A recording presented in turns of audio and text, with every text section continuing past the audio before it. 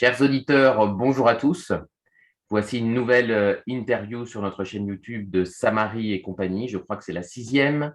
Il y a quelques semaines, nous avions reçu Chloé Framery, voilà, cette militante franco-belgo-suisse qui a fait parler d'elle euh, par rapport à la crise sanitaire notamment. Et aujourd'hui, nous sommes très heureux d'échanger de façon libre, comme nous avons l'habitude de le faire, et à bâton rompu, avec Antoine Gavory. Antoine Gavory, bonjour. Bonjour, Merci d'avoir accepté cette invitation. Alors, merci à vous. première question. Voilà, on s'est croisés sur le réseau social sur lequel nous sommes actifs, entre autres, donc Twitter. Est-ce que vous pouvez vous présenter pour les personnes qui ne vous connaissent pas? Voilà, quel est votre parcours? Qui êtes-vous? Alors, je suis journaliste indépendant, donc j'ai une agence de presse avec mon épouse.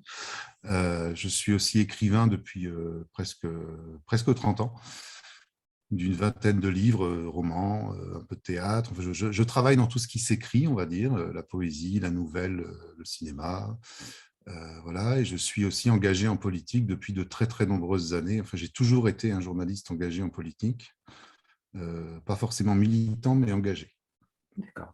Alors, est-ce qu'on peut revenir justement sur ces deux facettes de votre parcours? La littérature, peut-être d'abord. Quel style d'ouvrage écrivez-vous? Où puisez-vous votre inspiration? Quels sont les grands auteurs qui vous ont marqué? Et puis, comment on en vient à la politique? Alors, je ne sais pas laquelle de ces deux passions, peut-être n'est-ce pas le mot juste, mais laquelle de ces deux activités a commencé, vous a saisi en premier? C'est la littérature. La littérature, D'accord. c'est bateau ce que je vais dire, mais j'écris depuis que je suis vraiment gamin. C'est-à-dire j'avais 5-6 ans, j'ai commencé à écrire des nouvelles, sans grand intérêt, mais que j'ai quand même conservé. Et puis, j'ai commencé par du roman, enfin j'ai commencé par la poésie exactement. J'ai écrit énormément de poèmes, j'en ai écrit près de 2000. Ensuite, je suis passé au roman. Et j'écris beaucoup maintenant sur le théâtre, sur l'esprit français, l'esprit littéraire, sur, euh, sur la littérature en elle-même, en fait. Donc, j'ai écrit plusieurs anthologies sur l'esprit, sur le goût de la France, qui vient de sortir il n'y a pas très, très longtemps. J'en prépare une autre. Et puis, alors ce qui a commencé, c'est vraiment la littérature. Ça m'a amené à la politique parce que je suis un grand, grand passionné de Sacha Guitry, sur lequel j'ai consacré 3 ouvrages, dont une très, très grosse biographie il y a 2 ans, qui a remporté d'ailleurs le prix Jules Renard et qui m'a permis d'être académicien à Alphonse Allais. Alors, c'est une académie où on rigole et où on mange et où on boit beaucoup, mais c'est très, très plaisant. Puis, ça me permet de rencontrer surtout des auteurs incroyables. Et je pense que c'est la vie de Sacha Guitry qui m'a emmené à la politique il y a déjà une quinzaine d'années à peu près, puisque Guitry m'a offert en fait une image de la France. Je dis toujours, j'étais antimilitariste, et grâce à Guitry, je me suis senti patriote, mais dans le sens, pas le patriotisme comme on peut le définir aujourd'hui, qui est une forme de nationalisme, mais un patriotisme qui est un amour de la France, un amour de la culture française et un amour de son histoire. Et donc, je pense que c'est vraiment Guitry qui m'a amené à ça, Guitry qui a rendu hommage aux grands hommes, donc soit par le cinéma, soit par le théâtre. Il a toujours rendu hommage à l'histoire de France et aux grands hommes de l'histoire de France. Et je me suis retrouvé, en fait, j'ai appris à aimer la France avec lui. Pour la jeune génération qui nous écoute, pardon, c'est qui Sacha Guitry? Comment vous le Alors, décririez, vous qui lui avez consacré plusieurs ouvrages? alors Sacha Guitry, bah, c'est pas moi qui vais le décrire le mieux, c'est les auteurs de son époque qui le définissaient comme le Molière du XXe siècle. Donc, il est né en 18, je vais faire bref, hein, parce qu'on pourrait y passer une journée. Il est né en 1885, mort en 1957. Donc, c'est un auteur qui a commencé, il avait 20 ans, il a beaucoup travaillé avec Sarah Bernard. C'était le fils de Lucien Guitry, qui était déjà lui-même un immense acteur de théâtre à travers le monde. Et Guitry, très très tôt, en fait, s'est opposé au cinéma avant d'en devenir une des figures.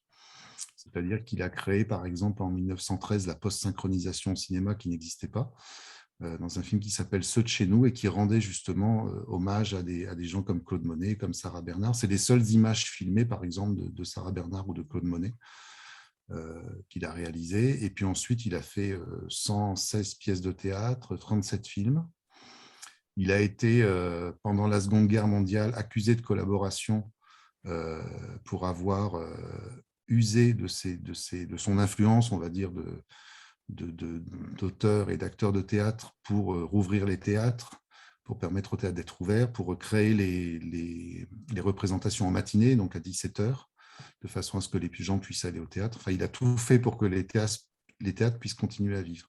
Et ça, c'est parti en fait d'une rencontre dans le sud de la France avec un officier allemand qui était lui-même enseignant en Allemagne, donc qui est venu le voir en lui disant « Je vous admire beaucoup, mais il était temps que l'Allemagne arrive on va dire, pour corriger la culture française. » Et c'est à ce moment-là qu'il a décidé de remonter à Paris en disant « Ils auront peut-être la France, mais ils n'auront pas la culture française. » Et en fait, ce comportement a été source de beaucoup de conflits parce qu'il y avait beaucoup d'auteurs collaborateurs pendant la Seconde Guerre mondiale et qui l'ont accusé d'être lui-même un collaborateur. Donc, il y a eu un jugement, il a été complètement innocenté, mais c'est resté. En fait, depuis 1945, ça lui a causé beaucoup de tort puisqu'il a été interdit de jouer pendant 3 ans. Et c'est resté tout au long de sa carrière, c'est même resté après. Et quand il est mort, d'ailleurs, François Truffaut avait dit Guitry est soulagé parce que ce qu'on lui reprochait avant tout, c'était d'être encore vivant. Et donc, moi, j'ai travaillé sur plusieurs ouvrages, mais le dernier que j'ai fait, qui s'appelle Rendez-nous, Sacha Guitry, où j'essaye de montrer justement l'apport incroyable culturel, parce que c'est un apport tant sur le cinéma, sur le théâtre, et pour moi, et sans doute pour d'autres personnes, sur la connaissance de la culture française. Voilà, j'ai fait un résumé que j'ai fait le plus court possible. Merci, passionnant. Vous avez utilisé l'expression d'esprit français tout à l'heure. Alors, c'est quoi l'esprit français? Est-ce que c'est celui de l'académie où vous siégez? C'est la bonne chère, les belles rencontres, etc. Tout ce qui a été mis à mal par la gestion sanitaire? Ou est-ce que c'est autre chose? Comment vous définiriez au fil de vos ouvrages et à la fois en puisant aussi dans votre expérience politique, c'est quoi l'esprit français dont on a le sentiment qu'il est en train de dépérir et qu'il faut le sauver? Je crois qu'il y a 2 choses dans l'esprit français. Donc, il y a effectivement l'esprit français au sens où on pourrait l'entendre, c'est-à-dire la façon dont on peut vivre et appréhender en fait la société. Moi, je me consacre beaucoup à l'esprit littéraire, c'est-à-dire la formule. Voilà, c'est l'art de la formule, c'est Clémenceau, et qu'on retrouve. Et je me souviens avoir, il y a 2 ou 3 ans, avoir rencontré Jean-Louis Debré, et qui disait, il parlait de Chirac et Valéry Giscard d'Estaing, qui étaient quand même des ennemis politiques. Il disait qu'ils avaient un tel art de la formule, en fait, qui parvenait à se jeter pardon du mot, mais des saloperies au visage, tout en gardant une élégance du verbe. Et moi, c'est ça qui m'intéresse beaucoup parce que je trouve ça très drôle. Alors, pas forcément tout le monde, c'est vrai que ce n'est pas de l'humour comme on peut l'entendre aujourd'hui, mais c'est quelque chose de très drôle. Et je suis content parce qu'on le retrouve aujourd'hui dans des humoristes, des très jeunes humoristes. Alors, je pense à Blanche Gardin, par exemple, ou à Paul Mirabel, que j'ai découvert il n'y a pas très longtemps grâce à ma fille, qui ont cet art de la formule. Et c'est quelque chose d'enrichissant parce que sur un plan littéraire, c'est passionnant. Et puis nous, quand on se réunit à l'Académie Alphonse Allais avec des gens comme René Déobaldia, enfin feu René Déobaldia, des gens comme Popek, voilà, donc c'est des parties géniales de rencontres et c'est des dîners formidables. On se doute, on aimerait être une petite souris là pour, pour vous observer, surtout vous entendre. On était, oui, sur le verbe en politique et Claude Maluret, oui, effectivement un orateur tribun tout à fait intéressant, mais après, effectivement, des prises de position dans le cadre de la crise sanitaire, comment dirais-je, pour rester justement élégant, tout à fait détestable. Tout à fait. Alors, détestable ou subjectif, suivant la position qu'on prend. Moi, je pense que j'ai beaucoup d'admiration pour l'art oratoire et je pense que le sens de la formule et le sens du verbe peuvent être, plutôt que de s'en servir comme l'a fait Claude Maluret pour essayer de démonter ses adversaires d'une façon quelquefois d'une façon très violente et très inélégante. Je pense au contraire que ça peut servir au consensus. Et là-dessus, je rejoins Debré qui disait que voilà, ça permet à 2 hommes qui ne s'entendent pas, qui peuvent être opposés, de pouvoir échanger d'une façon élégante et souvent de trouver des solutions. Parce que quand on a des échanges verbaux avec des gens, même avec qui on n'est pas d'accord, ces espèces de joutes verbales, il y a une forme de respect qui s'installe. Alors, ce n'est pas forcément le respect des opinions, mais ça va être au moins le respect de la personne et le respect de la culture et puis de l'art. C'est un art, en fait. Voilà.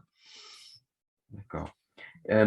Finalement, la bascule en politique, comment est-elle venue? Comment s'est-elle faite? Quel mandat avez-vous aujourd'hui? Alors aujourd'hui, je suis conseiller municipal provisoirement, puisque j'ai annoncé en début de semaine que j'allais quitter mes fonctions, parce que je ne me reconnais pas en fait. Donc je suis élu dans une petite commune de 300 habitants, qui est une commune qui est effectivement, comme toutes les petites communes, sur le déclin, avec une équipe municipale qui, à mon sens, est là depuis 70 ans. Moi, je suis arrivé il y a 4 ans dans cette commune de la Nièvre, qui est là depuis 70 ans, donc il y a cette culture du déclin. C'est-à-dire que dès qu'on cherche à proposer, alors ça ne va pas du tout plaire si jamais il voit la vidéo, mais à partir du moment où on cherche à proposer quelque chose d'innovant qui est en lien avec il y a quand même un grand chamboulement. Moi, je travaille beaucoup sur la ruralité en tant que journaliste. Il y a un chamboulement énorme dans ce qui se passe. Il y a une façon de vivre qui est en train de changer. Il y a une appréhension de l'économie et de la ruralité qui est en train de se bouleverser. Et je crois que tout le monde ne le voit pas.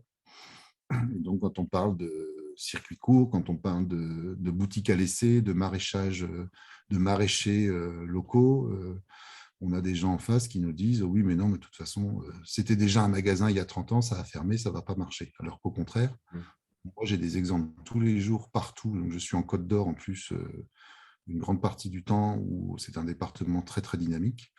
On a des exemples, en fait, il y a une vraie révolution qui se passe en ruralité. Moi, je voulais participer à cette révolution en tant qu'élu local. Je n'y parviendrai pas, j'en suis conscient. Donc, pour l'instant, je me mets en pause de mandat et puis je réfléchis à l'avenir. Finalement, la politique, comment est-elle venue à vous? Comment êtes-vous allé à elle? Comment finalement on arrive à être sur une liste dans le cadre d'élections municipales, du coup en 2000, c'était quand? C'était les précédentes, en 2019? 2020, oui. 2020, ouais. J'ai eu un très long parcours en fait depuis D'accord. une douzaine d'années. C'est-à-dire que avant j'étais à Nevers et je me suis engagé dans la campagne électorale du maire en 2014, donc qui s'appelle Denis Thuriot, qui est aujourd'hui un rallié LREM, mais qui à l'époque était un candidat sans étiquette. Et ça, c'est une chose qui me plaît beaucoup. Moi, j'ai été au Parti communiste très très jeune, quand j'avais 16-17 ans, comme plein de jeunes. Et j'ai quitté en fait le parti. J'ai plus jamais voulu être encarté parce que je trouvais, je comprenais pas en fait pourquoi on rejetait une idée intéressante à partir du moment où elle venait de quelqu'un d'autre, de l'extérieur. Et quand j'ai fait campagne en 2014 avec le maire de Nevers, ce qui m'a intéressé, c'est justement cette ouverture. Et donc on a fait campagne, on a gagné haut la main. D'ailleurs, il a été réélu en 2020. Moi, j'ai quitté, j'ai été en fonction au cabinet pendant 2 ans et demi à peu près. Et je suis parti parce que j'avais fait le tour de ce que j'avais à y faire. Et puis, enfin voilà, ça s'est super bien passé. Mais c'est cette idée qui m'a intéressé, c'est l'aspect sans étiquette. Quand Emmanuel Macron est arrivé, mon cœur a balancé entre l'idée de me dire ce qu'il propose, c'est ce qu'on a fait. D'ailleurs, le maire de Nevers disait toujours, puisque ça avait été le premier maire sans étiquette d'une ville de plus de 20 000 habitants, il disait toujours, Emmanuel Macron, ce qu'il propose, c'est ce qu'on a fait déjà il y a 3 ans, ce qui n'était pas faux. Après, je l'ai vu, moi, en discours à Nevers, j'ai trouvé qu'il y avait un côté, qui me faisait peur. J'étais avec 2 amis qui venaient de Paris, d'ailleurs, qui étaient des proches d'Emmanuel Macron. Quand on est sortis, je leur ai dit, pour moi, c'est un discours de populisme de gauche. Il me fait peur, c'est-à-dire que c'est un discours où il y a beaucoup d'éclat comme ça, mais il y a une maîtrise du mot qui est incroyable, il y a un sens, c'est un homme de culture, on ne peut pas lui retirer ça, mais en même temps, il y avait un vide sidéral dans ses propositions. D'ailleurs, on le voit toujours aujourd'hui, à mon sens. Et donc, je me suis un peu détaché de ça. Ensuite, j'ai fait campagne contre une députée En Marche dans la Nièvre, avec qui j'ai fini par travailler, parce qu'elle a été fair-play. Elle m'a dit, puisque vous critiquez tout le temps, venez. Et on est resté 18 mois ensemble. Ensuite, je suis parti. Je suis parti parce que c'était plus possible. Déjà, le rapport à mon métier de journaliste était très difficile au début. Je ne sais pas si vous vous souvenez, au début de La République En Marche. En fait, ils passaient leur temps à critiquer les journalistes, que les journalistes ne faisaient pas leur travail, à partir du moment où ils le faisaient, parce que je pense qu'ils le faisaient justement à ce moment-là, d'être très objectifs, mais on leur reprochait d'être objectifs, donc j'ai fini par partir. D'accord.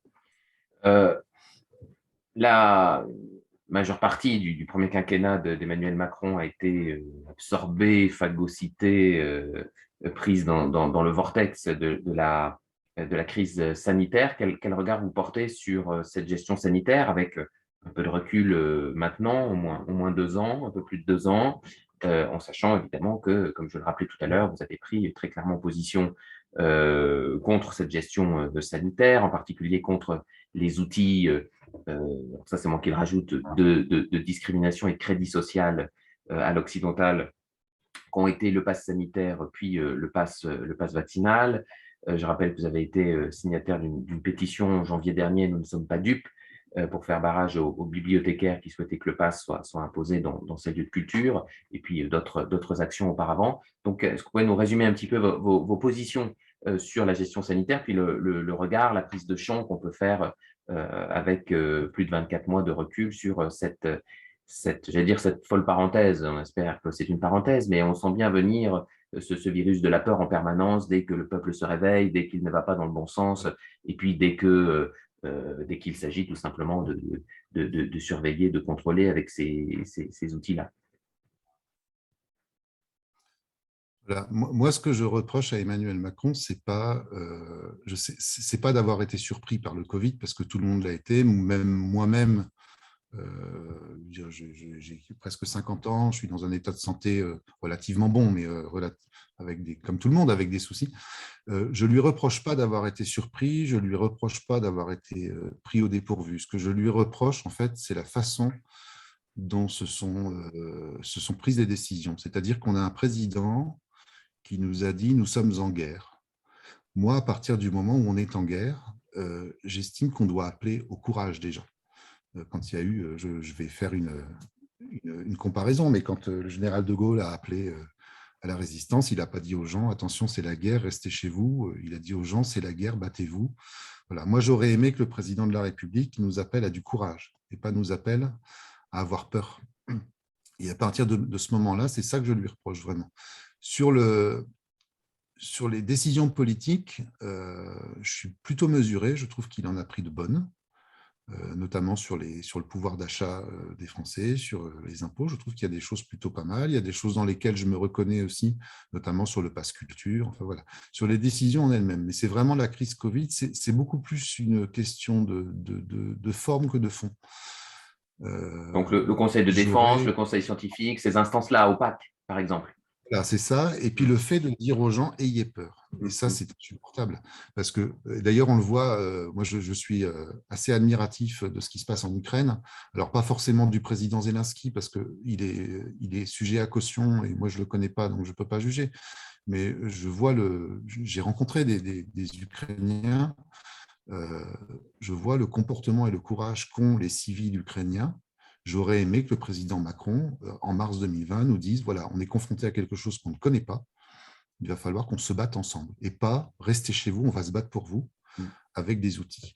Et alors, quant aux outils, j'avais signé cette pétition pour les bibliothécaires parce que j'avais déjà été outré en fait, qu'on puisse interdire les rayons livres dans les magasins et considérer les libraires comme non essentiels. Ça, c'est déjà considérer des commerçants comme non essentiels, ça m'avait choqué, mais alors en plus des commerces de culture. Et sur le pass sanitaire, pour moi, c'est une remise complète en question de l'idéal français et de ce que doit être la France, c'est-à-dire un pays des droits de l'homme, un pays de l'égalité. Et contrairement, même si on nous a dit le pass sanitaire, c'est une question de santé, d'égalité, de prendre soin des autres, pour moi, c'est un outil dramatique. Alors, j'aime pas du tout les points Goldwyn, mais je pense que depuis les laissez-passer de 40, on n'avait jamais vu ça en France. Et ça, c'est ce qui m'a choqué. C'est-à-dire que ce principe d'égalité, pour moi, il est fondamental. La liberté, l'égalité, la fraternité. Je ne me suis pas battu sur le plan de la liberté, parce qu'effectivement, la liberté, c'est aussi de prendre soin des autres. La fraternité, c'est de prendre soin des autres. Mais le principe d'égalité, il était terrible. Et je peux pas. Après, il y a eu les propos de j'emmerde les Français, je vais emmerder les non-vaccinés. Enfin voilà. Moi, j'ai jamais été anti-vax. Je ne suis pas médecin, déjà, je ne suis pas épidémiologiste, donc je ne peux pas juger. J'ai entendu, je pense que la science a perdu beaucoup de sa crédibilité pendant cette crise, parce qu'on a eu tout sur les plateaux. Enfin, je me souviens de Megarban, par exemple, voilà, nous annonçant le cataclysme à la rentrée qu'on n'a pas eu. Enfin, voilà. Donc, je ne suis pas médecin, mais je pars du principe que les gens font ce qu'ils veulent. Si les gens ont besoin de se faire vacciner pour se rassurer, ils se font vacciner. Moi-même, je l'ai été. Voilà, parce qu'au bout d'un moment, voilà, j'ai suivi, je fais confiance à la médecine en général, et puis je fréquente beaucoup de médecins. Mais sur le pas, je suis resté opposé, puis je reste opposé, et je suis très inquiet en fait de ce qui s'annonce avec la fin de l'état d'urgence au 31 juillet. Je sais qu'il y a une réunion là, qui doit avoir lieu à ce sujet-là le 25, je crois. Je suis très, très inquiet parce que j'ai peur qu'on soit rentré dans un système qui semble… On a bougé les cursus, en fait. Mm. Moi, je me souviens au tout début de la crise, quand il y a eu les histoires en Chine où on enfermait les gens, j'ai dit à mon époux, j'ai dit, mais ils font ça en France, mais la France est dans la rue. Ben non, la France n'est pas dans la rue. La France s'est laissée enfermer, la France s'est laissée mettre un pass pour pouvoir accéder. Encore aujourd'hui, dans les hôpitaux, par exemple, Mm. on doit faire des examens, il nous faut un pass sanitaire. Et j'ai peur qu'ils ne reviennent jamais en fait là-dessus et que ce soit rentré dans les mœurs. Voilà. Et j'ajouterais en plus, juste pour finir sur ce sujet, que je constate, en fait, je me rends compte maintenant, moi je suis un boomer, comme disent les jeunes, je me rends compte qu'on est dans une société qui est dirigée et qui est faite pour les gens qui ont 25 ans de plus que moi. J'ai vraiment, moi, j'ai l'impression d'être pris en étau. J'en discute avec ma fille qui a 20 ans, qui me dit mais c'est les gens de 70 ans, là. Alors pas tous, hein, je ne vais pas faire une généralité, mais c'est des gens de 70 ans qui sont en train de nous transmettre leur peur. Ils ont peur de vivre, ils ont vécu correctement, parce que les années 80 ont quand même été plutôt pas mal de ce côté-là. Ils ont vécu très correctement, ils sont en train de nous transmettre leurs peurs, leurs angoisses, leurs incertitudes, et puis de nous expliquer que c'est à nous de devoir faire des sacrifices pour compenser en fait cette espèce de liberté qu'ils ont eue pendant 20 ans. Voilà. Mais est-ce qu'on peut pas mettre ça en cette peur qui monte, en particulier la peur de la mort, où finalement on nous expliquait que survivre, que la survie biologique, eh bien, était au-dessus de tout, et au mépris de la vie sociale, de la vie spirituelle, de la vie, enfin, de tous les lieux qui ont été impactés. Est-ce que c'est pas, pour le dire de façon la plus laïque possible, hein, moi je suis un catholique pratiquant, mais est-ce que c'est pas le fait que le ciel se soit vidé qui fait qu'on se raccroche à Gaïa d'un côté avec ce que je vais appeler l'écologisme politique. Bien sûr, il faut être écologiste, il faut prendre soin de son environnement le plus proche possible, hein, de façon avec le principe de subsidiarité, pas avec des organismes internationaux très, très, très éloignés des problématiques. Donc, qui Gaïa, qui telle revendication personnaliste, ou simplement, effectivement, cet égoïsme et cet individualisme monté en épingle à la place de valeurs traditionnelles, catholiques ou pas, chrétiennes ou pas, hein, mais on va dire spirituelles, quoi. Voilà, sans parler de religion, en tout cas spirituelle. Est-ce que c'est pas ce vide spirituel né de mai 68, né de… voilà, on pourrait faire une généalogie qui explique et qui rend compte un petit peu de de ces peurs. Parce qu'effectivement, l'électorat d'Emmanuel Macron, c'est, alors il y a quelques jeunes, et puis après, on saute tous les actifs, et puis ce sont en effet ceux qui ne sont pas menacés par la retraite à 65 ans parce qu'ils y sont déjà, etc. C'est très drôle ce que vous venez de dire, parce que moi je suis non-croyant, non-pratiquant, mais je suis entièrement d'accord avec vous. Donc voilà, j'ai été très croyant, voilà, j'ai été enfant de cœur, j'ai même voulu être prêtre à un moment. Et cette spiritualité que je cherchais à l'époque dans la religion, je l'ai trouvée dans la philosophie. Je l'ai trouvée chez Albert Camus, je l'ai trouvée dans la littérature aussi, chez des gens comme Paul Guimard. On parlait tout à l'heure des auteurs qui m'ont beaucoup influencé. C'est des gens comme ça, c'est des gens comme Paul Guimard, parce qu'il y a une portée philosophique chez Guimard dans les choses de la vie, ou l'ironie du sort qui est intéressante. Chez Camus, beaucoup. Chez Guitry aussi, sous certains aspects. Donc, et cette spiritualité, effectivement, donc maintenant, je suis un vrai laïc, non croyant, non pratiquant, mais qui respecte, alors je respecte vraiment toutes les religions, je veux dire, je n'interdis à personne de croire en quoi que ce soit. Et au contraire, je trouve même plutôt sain que les gens soient croyants dans quelque chose, que ce soit dans un Dieu, que ce soit dans la littérature. J'ai toujours été très, très admiratif, par exemple, des bâtisseurs de cathédrales, en me disant il faut une foi incroyable pour pouvoir donner sa vie pour construire de tels édifices, et même pour les hommes d'église, je veux dire, dans toutes les religions, hein, je parle d'église, je peux parler aussi des imams, ou voilà. Il faut une foi incroyable et une confiance incroyable pour pouvoir consacrer sa vie à sa foi. Mais moi, cette spiritualité, effectivement, je l'ai trouvée dans la littérature. Donc, Effectivement.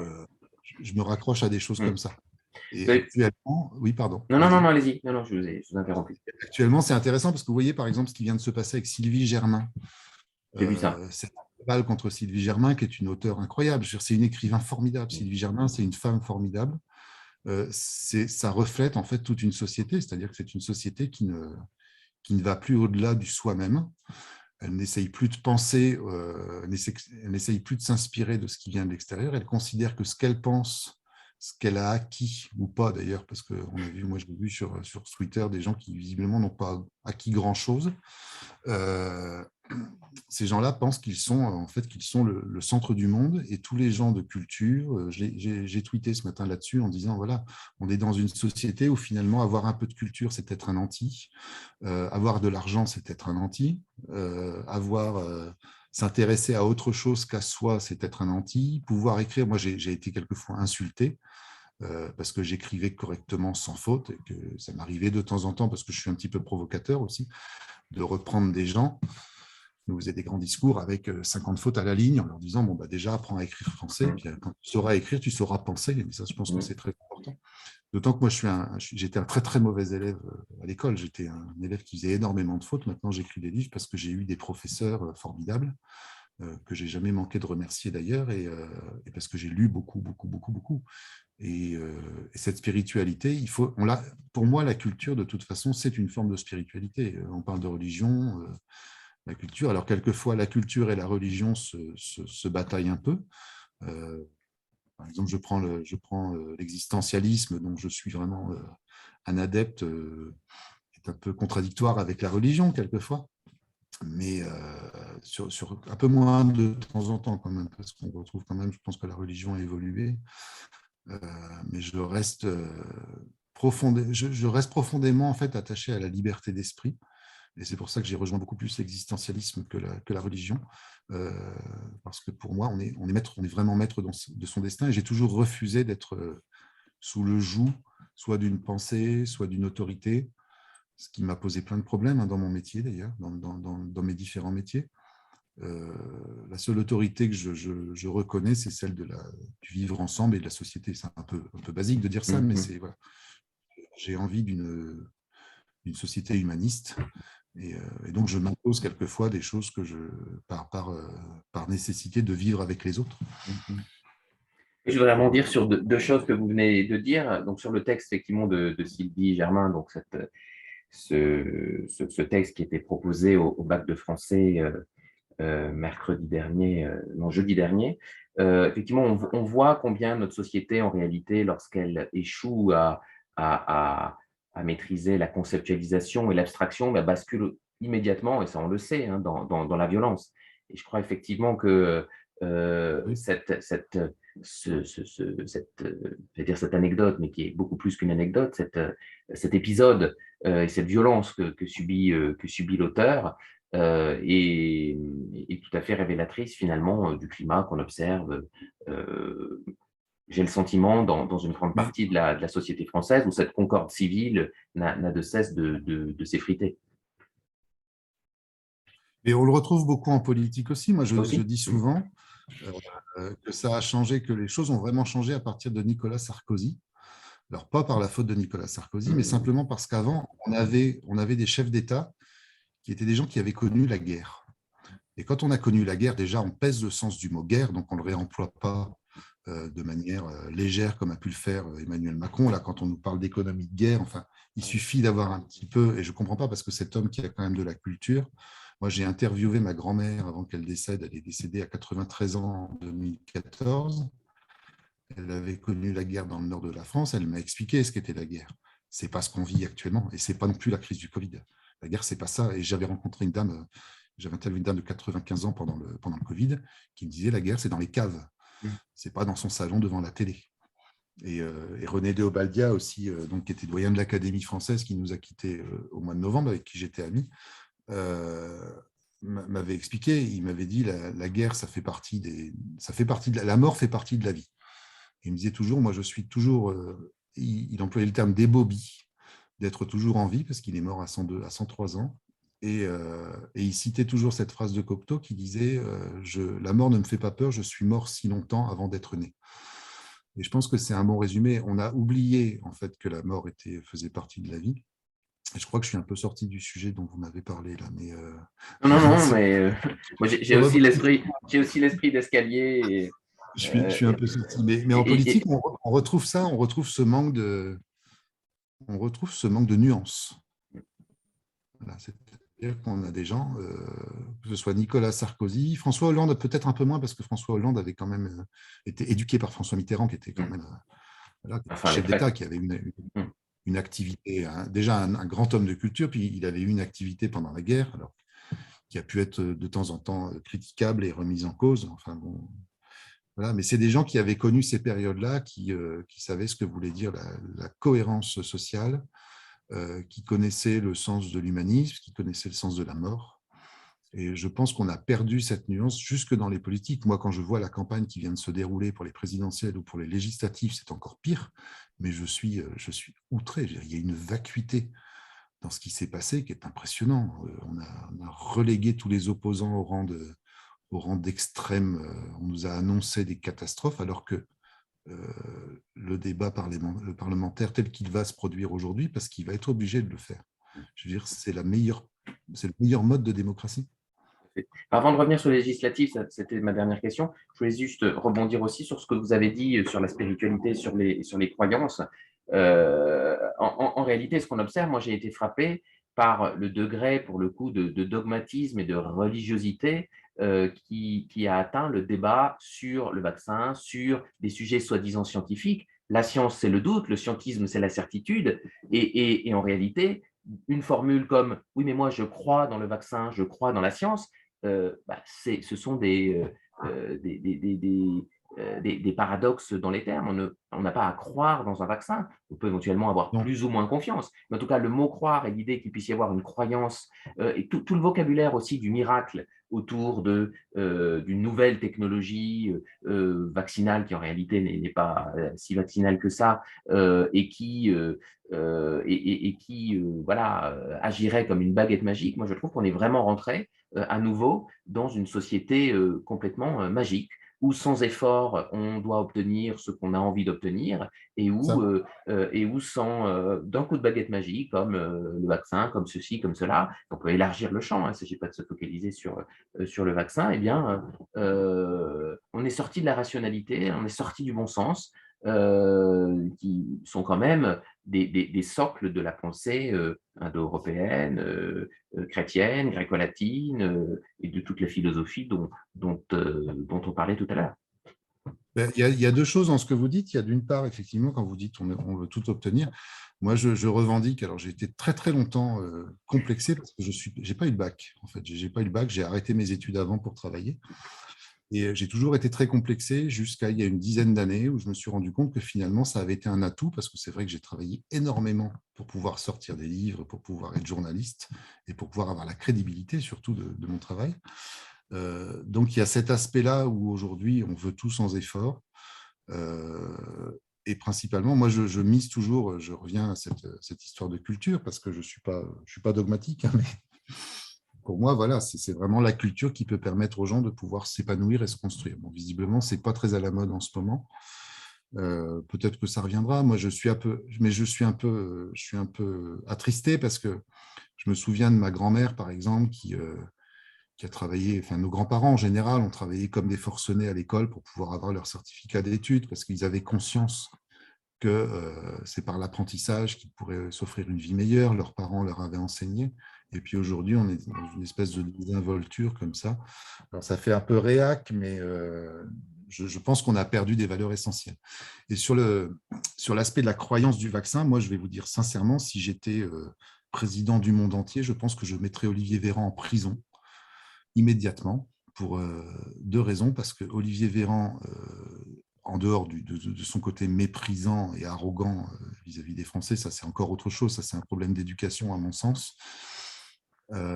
Olivier Véran a fait chanter en fait la société en disant il y a un vaccin, vous n'êtes pas obligé de le prendre, mais par contre, si vous ne le prenez pas, vous ne vivez plus. Je pense que ce monsieur a profondément abîmé l'image de la démocratie française, de l'égalité. On parlait de fraternité, de liberté, d'égalité. Je pense qu'il l'a profondément abîmé.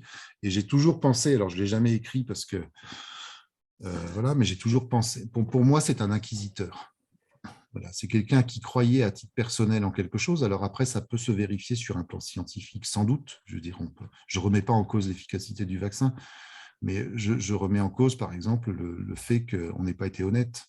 Il y a des effets secondaires. Enfin, moi, je fréquente des médecins qui sont des gens qui sont médecins depuis 40, 50 ans. Il y a des effets secondaires. On a refusé de les voir sous prétexte que non, c'est formidable, c'est merveilleux.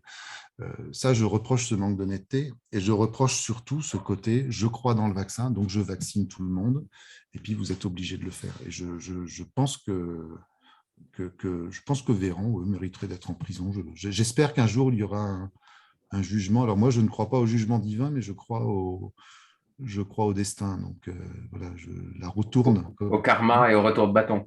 Ah oui, je l'ai vérifié toute ma vie. Mm. Voilà, parce que moi, je suis à la fois journaliste et engagé en politique. Je peux vous assurer qu'il y a des fois, c'est pas facile. Hein. Vous connaissez les journalistes. On doit rester neutre. Alors, on peut être neutre. Moi, je suis neutre dans mon métier. Je ne travaille jamais, je n'écris jamais sur la politique. Je n'écris que sur l'économie, la culture et la ruralité. Et donc, ce qui me permet de ne pas exprimer de position politique. Mais même des gens qui ont fait des écoles de journalisme et qui ont mon âge ont du mal à croire qu'on puisse avoir une éthique. Et ce monsieur Véran dont on vient de parler est encore aujourd'hui ministre délégué aux relations au Parlement, je crois. Il prétend encore au poste de président de l'Assemblée nationale le perchoir. Et il a, je crois, récemment, dans un média de grand chemin, dit combien la démocratie était abîmée. Enfin, on croit on croit rêver, comme si, évidemment, il n'y était pour rien. Alors, justement, par rapport aux législatives que vous évoquiez tout à l'heure, et pour terminer cet échange très, très, très riche, quel regard vous portez sur cette composition de l'Assemblée nationale? Est-ce que c'est un retour à la 4e République? Est-ce que, voilà, quel regard vous portez? Est-ce que les Français se sont réveillés en juin et là où ils ne s'étaient pas réveillés peut-être, enfin, selon les points de vue, en avril? Quel regard vous portez? Je reviens juste sur ce que vous disiez, Olivier Véran, ministre des Relations avec le Parlement. Je trouve ça drôle. Je trouve ça très drôle quand même, parce que quand on voit, moi je suis et je travaille aussi, je le dis d'ailleurs, avec Alain Houpert, le sénateur Alain Houpert, donc on travaille ensemble, on est amis, on travaille ensemble. Quand je vois les relations qu'a eu Olivier Véran avec le Parlement, je me demande si c'est pas une grosse claque de la part d'Emmanuel Macron. En fait, c'est une punition, quoi. C'est pas possible autrement. Sur les législatives, alors moi, je vais vous dire, je suis ravi du résultat des législatives sur le plan de la pluralité. Je suis très attristé du score du Rassemblement national, même si je n'en suis pas étonné, parce que depuis des années et des années, j'ai des amis qui étaient au Parti socialiste qui ont fini en marche, qui, je disais déjà du temps de Manuel Valls, à force de vos compromissions en politique, vous allez finir par faire élire le Rassemblement national, et on me riait au nez. Il y a encore un an, j'ai un copain député du Cher qui m'a bloqué sur Twitter parce que je lui disais que finalement, son élection face au Rassemblement national, c'était la juste récompense du ventre. Et dans la Nièvre, par exemple, où je suis engagé, les 2 députés viennent d'être élus parce qu'ils étaient face au Front national, enfin au Rassemblement national. Sinon, je pense qu'ils n'avaient absolument aucune chance d'être élus. Au moins un des 2. Mais alors, je suis satisfait de la pluralité parce que je pense que le débat parlementaire va pouvoir se jouer.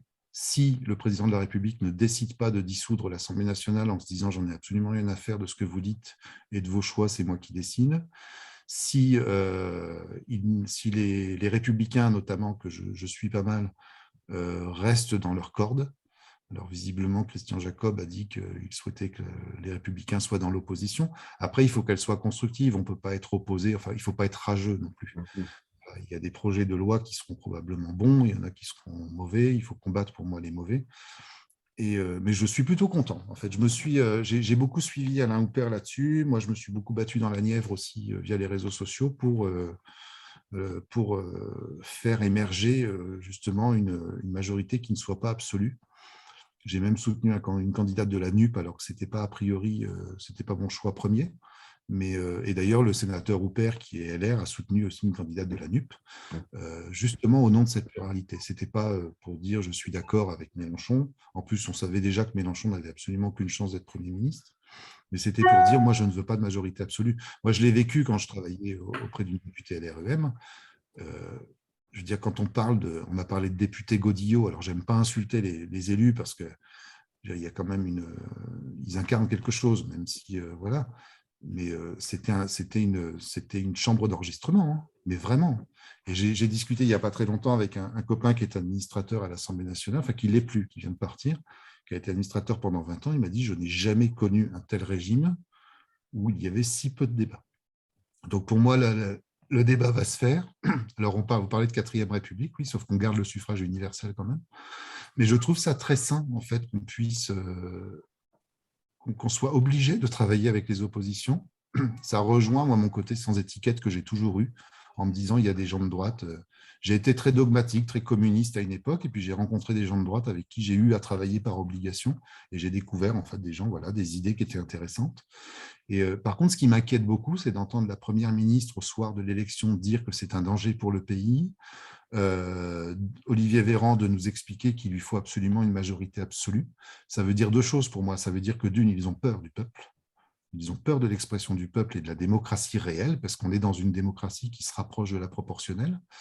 Et puis la deuxième chose, ça veut dire aussi que en fait, je me pose la question de savoir quels sont leurs projets pour avoir si peur du débat. Ça, et puis la troisième, j'avais dit deux, mais il y en aura une troisième, c'est que je me pose sérieusement la question de leur capacité à pouvoir construire un projet dans le consensus et dans la concertation. Et ça, c'est pas nouveau, je veux dire, c'est quelque chose... pour moi, il n'y a pas eu de vrai débat parlementaire depuis Jospin, quoi. On a toujours eu des majorités peu ou pro absolues, mais depuis la cohabitation, on n'a pas vraiment eu de véritable démocratie parlementaire, et je suis content que ce soit un retour du parlementarisme, parce que j'en avais un peu marre d'avoir un président de la République qui se présente un peu comme un dieu suprême, voilà, qui avait tout, sachant que c'est quand même un échec terrible. Enfin, ils ont perdu la moitié de leurs députés. Si on prend LREM sans leurs alliés, puis je ne suis pas sûr que Édouard Philippe ait très envie de rester dans le mouvement. Il y a déjà le maire de Dijon qui visiblement prend un peu ses distances. Enfin, bon, voilà, j'aime pas ce côté... j'aime pas ce côté je me rallie plus, je m'en vais. Je trouve que c'est manquer de respect aux électeurs. Je prends l'exemple, par exemple, des élus, que ce soit LR ou d'autres, qui ont rejoint un autre mouvement. Enfin, moi, si je me fais élire demain sous une étiquette politique et que je décide de changer d'étiquette politique, dans ce cas-là, je donne ma démission de mon mandat. Bien parce sûr. que j'estimerais que je ne représente plus en fait les gens qui m'ont élu. Donc, voilà. Regardez d'ailleurs le code électoral, mais il n'est pas exclu. Il n'est pas exclu. J'ai pas vérifié ce point, mais en tout cas la question est soulevée effectivement de se faire élire sous une étiquette et puis de l'abandonner au moment de siéger. Hein. Oui, puis là, ça se fait en 24 heures maintenant, puis ça Ben bouge oui, plus. non, non, bien sûr. J'avais écrit, c'est comme si le lundi, je venais chez vous en vous disant, tiens, je vous vends un aspirateur, et puis que le mardi, je vous livre une cafetière en vous disant, bah oui, attendez, entre-temps, j'ai changé de société. Quoi. Voilà, il y a une cohérence, il y a surtout une indignité. Ça, on pourrait en parler longuement de l'indignité entre les affaires Abad, Darmanin. Enfin, il y a une indignité de la politique, et je pense que ce comportement des hommes politiques, de certains hommes politiques, ne fait que mettre à mal en fait la relation entre le politique et le citoyen, alors que c'est absolument nécessaire si on veut conserver ce modèle démocratique qui est déjà bien abîmé. En tout cas, Jupiter doit passer du passage en force au compromis, au débat, à la délibération, et de cela, on ne peut que se Réjoui. réjouir. Ah Voilà. oui, j'en suis réjoui. Ou le 49.3 permanent, mais ça, c'est autre chose. Ouais, mais là, je craignais vraiment que s'il y a une majorité absolue, je crains les mouvements sociaux. Oui. Parce que, en tant que journaliste, je suis au quotidien auprès, alors je suis souvent auprès de chefs d'entreprise et tout ça, mais même chez les chefs d'entreprise, le discours a changé. C'est un discours, pendant la pandémie, c'était, ah bah oui, quand même, on est protégé, ce qui effectivement est vrai. Je veux dire, il y a eu je répète, moi, les mesures, je ne critique pas les mesures, je critique la façon dont elles ont été imposées et dont elles ont été faites. Mais j'ai très très peur d'un mouvement social d'ampleur dans les prochains mois si l'exécutif ne décide pas une bonne fois pour toutes d'arrêter d'être méprisant, de mépriser les Français, et puis s'il ne va pas vers le débat. Si on n'écoute pas les gens, à un moment, les gens vont se rebeller. Et ça commence déjà, ça commence sur les réseaux sociaux, et heureusement qu'il y a les réseaux sociaux, je vais vous dire pour eux. Parce que s'il n'y avait pas les réseaux sociaux, ils seraient avec les fourches dans la rue, quoi. Et j'ai pas envie de ça parce que je suis pas un révolutionnaire. Mais que les ministres battus aux législatives soient encore présents au séminaire gouvernemental d'hier ou d'aujourd'hui est quand même un signal pour le moins dérangeant. Il y avait Je peux comprendre qu'il y ait une transition à faire. Après, Hum, quand je vois Emmanuel Macron, alors moi, j'ai absolument rien contre Elisabeth Borne. hum, Pour l'instant, je ne peux pas la juger. Je veux dire, elle est là depuis un mois. J'ai pas aimé le personnage en tant que ministre du Transport parce que j'ai assisté à l'époque aux échanges avec la SNCF. Enfin, voilà, il y avait toujours ce côté arrogant. Euh, Moi, ce qui m'a étonné, c'est que Emmanuel Macron nous dise je garde Elisabeth Borne pour qu'elle continue son travail. hum, Je suis désolé, mais depuis les présidentielles, j'ai rien vu. J'ai hum. rien vu venir. Non, non. Et Puis c'est quand même la ministre de la suspension des soignants, du personnel. oui, tout à fait. Non, non, mais c'est Hum, pour ça. Je dis, hum. en tant que Elle a ce ministre, passif-là.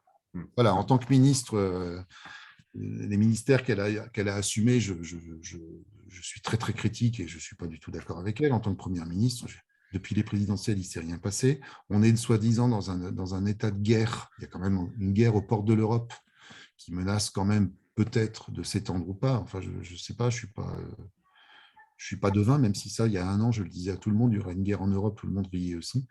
Mais ça se sentait, enfin, il y a une continuité de l'histoire qui se retrouve à toutes les époques. Hein. Bien On sûr. parle de 1933, voilà. Mais il ne s'est rien passé depuis 2 mois. On est dans un pays qui est en souffrance. Enfin, les gens souffrent. Moi, je vois des gens. Et même moi, je veux dire, je suis plutôt privilégié parce que j'ai un métier, je gagne relativement bien ma vie. Et je disais, je prends l'exemple du carburant. Enfin, je fais à peu près 4000 km par mois. C'est une plaie, quoi. C'est une vraie plaie. Et il y a des gens qui sont vraiment en souffrance. Et on a passé 2 mois, en fait, à nous faire une campagne électorale assez minable, avec des espèces d'images comme ça du président sur le tarmac devant son avion qui sont absolument ridicules. En fait, voilà. Et ce côté ridicule, d'ailleurs, on le lit dans la presse étrangère hein, depuis quelques jours. Fait. Je pense que Macron est tombé de son piédestal Hum. d'une façon assez violente. Mais depuis 2 mois, il ne s'est rien passé. Donc, je ne comprends pas pourquoi en fait, les ministres sont encore là. Là, ce matin, j'ai entendu parler d'un gouvernement D'Union comme au nationale. général de Gaulle. Voilà. De l'Union nationale comme en 1945. Bon, pourquoi pas. Alors, de toute façon, je pense que maintenant, toute décision qui sera destinée à assurer plus de représentativité des Français ne pourra pas être mauvaise.